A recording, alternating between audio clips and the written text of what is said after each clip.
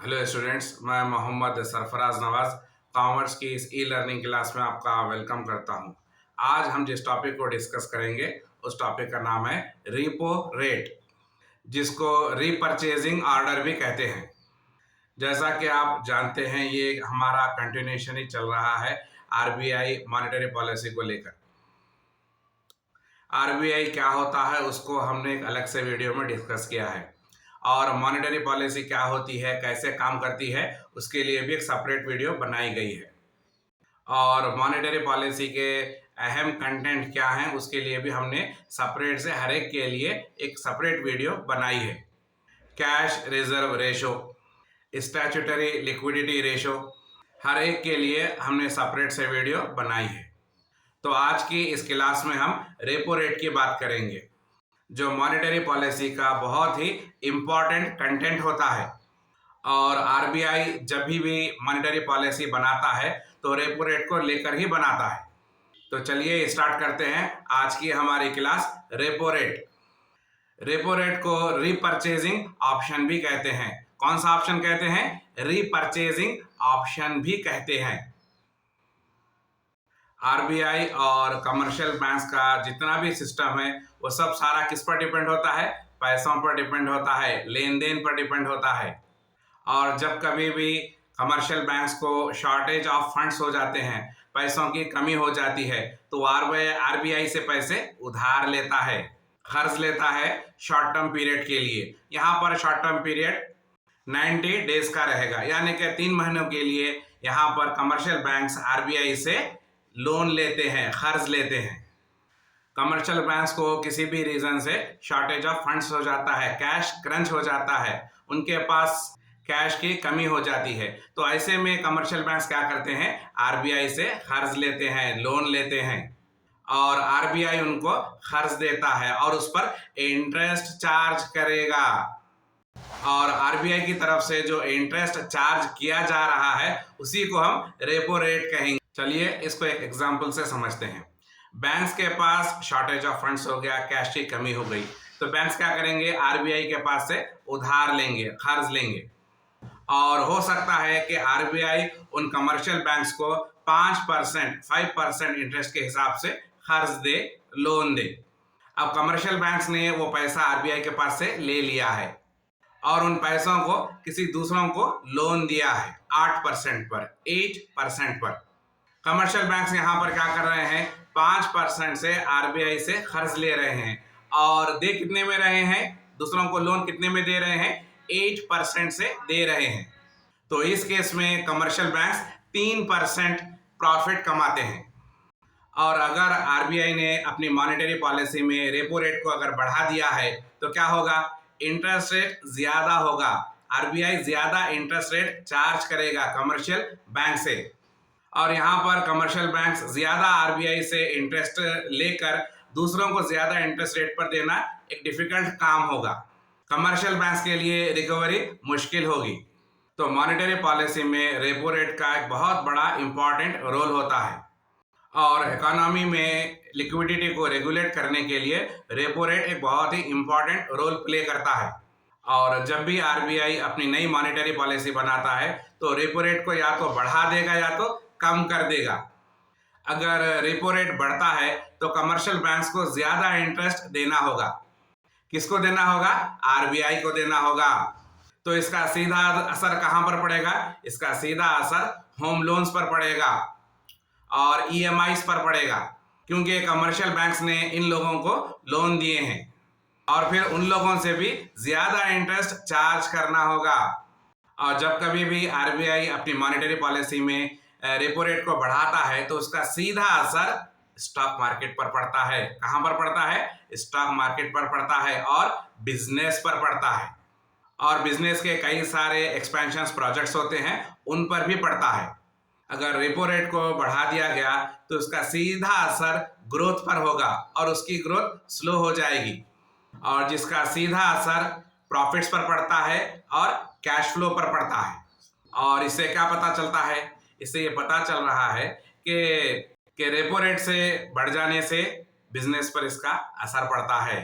Business के पास future cash flow में कमी होगी। ऐसा क्यों हो रहा है? ऐसा इसलिए हो रहा है कि कमर्शियल बैंक्स को आरबीआई को ज्यादा इंटरेस्ट देना होगा।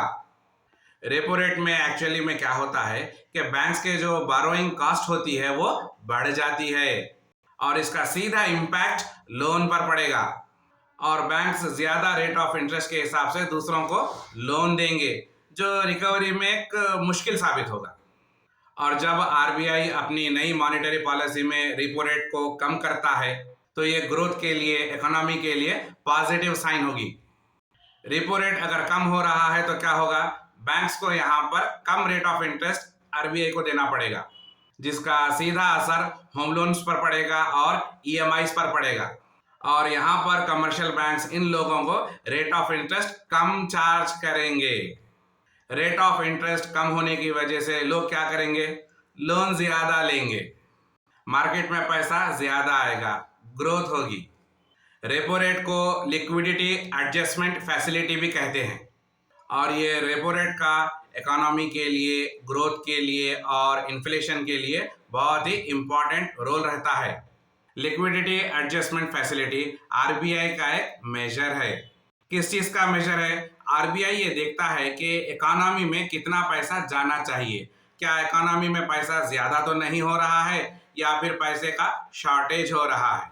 तो इसको कंट्रोल करना आरबीआई का काम है और वो अपनी मॉनेटरी पॉलिसी में रेपो रेट के थ्रू इसको एडजस्ट करता है, कंट्रोल करता है।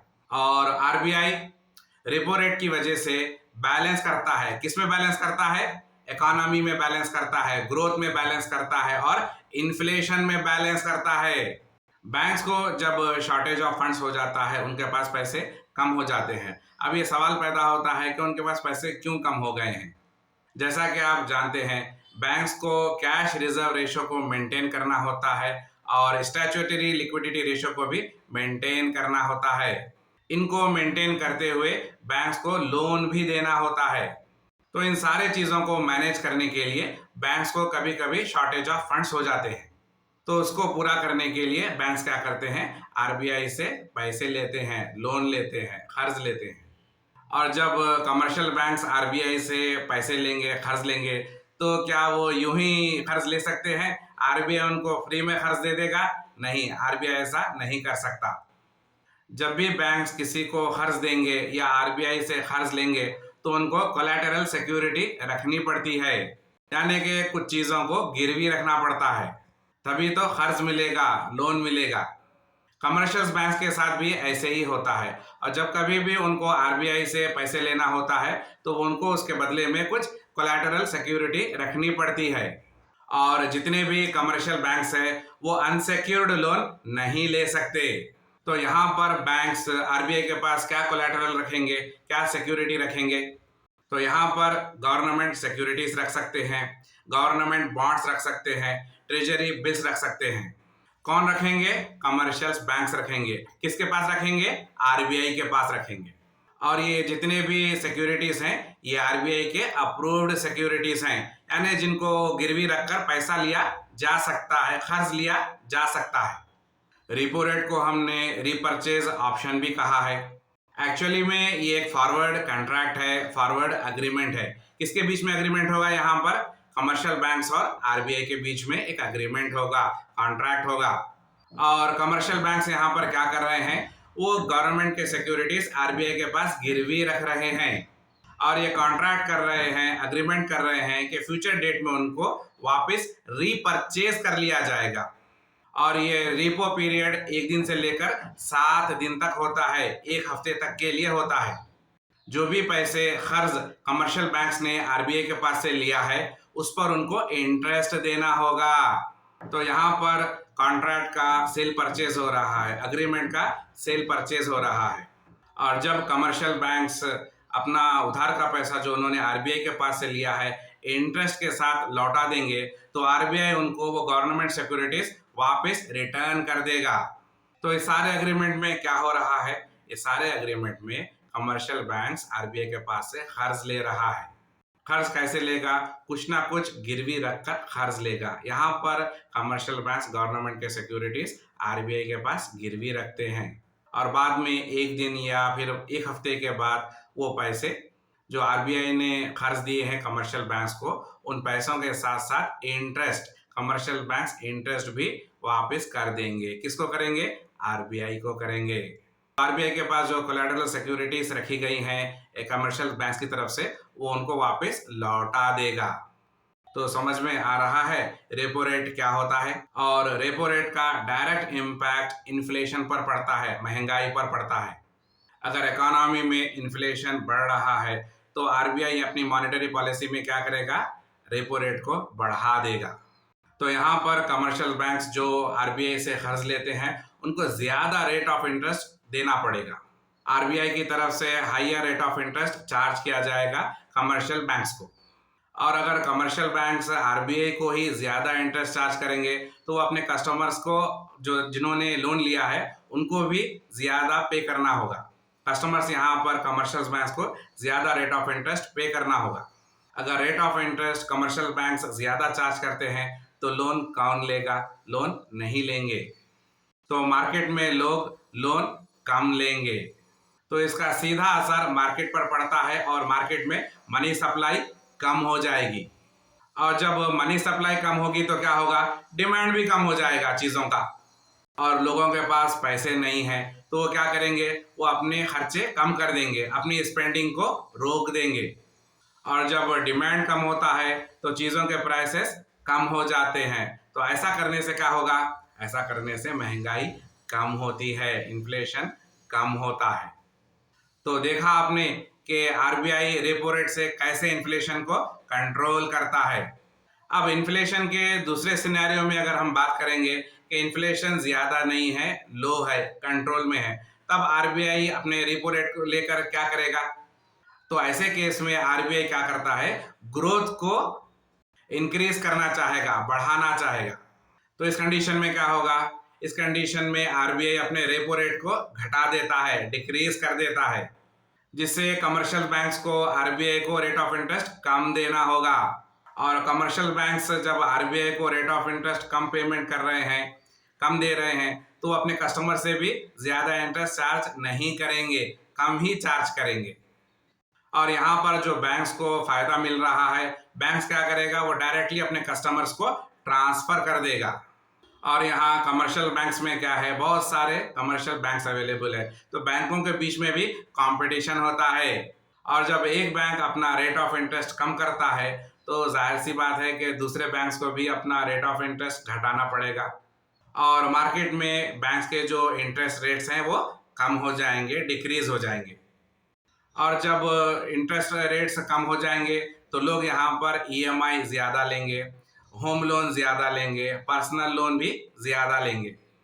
मार्केट में क्या हो रहा है? मनी सप्लाई बढ़ रही है और चीज़ों की डिमांड बढ़ रही है, और जो इकोनॉमी की जो साइकिल है उसमें तेज़ी आ रही है, आगे बढ़ रही है, ग्रोथ बढ़ रही है। तो ऐसा करने से इकोनॉमी की जो ग्रोथ रेट है वो काफ़ी बढ़ जाती है।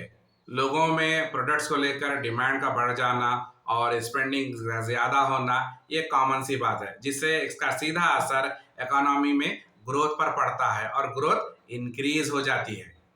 तो इसमें क्या हो रहा है? डिमांड बढ़ रहा है और चीज़ों के जो प्राइसेस हैं वो इंक्रीज हो रहे हैं, जिसकी वजह से इकोनॉमी में ग्रोथ रेट बढ़ रहा है।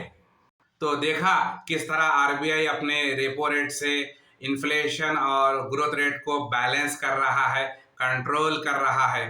यही तो आरबीआई का मेन ऑब्जेक्ट होता है। और रेपो रेट आरबीआई का बहुत ही मॉनेटरी पॉलिसी का इम्पॉर्टेंट टूल है, जो इन्फ्लेशन और ग्रोथ रेट को बैलेंस करता है। और इकोनॉमी को स्टेबल रखने के लिए और ग्रोथ को बैलेंस रखने के लिए और इन्फ्लेशन को कंट्रोल में रखने के लिए आरबीआई मॉनेटरी पॉलिसी बनाता है। तो उसके हिसाब से रेपो रेट को वो कभी इंक्रीज करता है और कभी डिक्रीज करता है। तो समझ में आया रेपो रेट क्या होता है।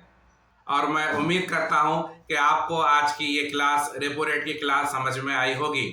तो आज की इस क्लास को हम यहीं पर रोकते हैं और मिलते हैं अपने नेक्स्ट क्लास में। तब तक के लिए अपना ख्याल रखिए और अपडेट होते रहिए और हर रोज़ कुछ नया सीखिए। Thank you.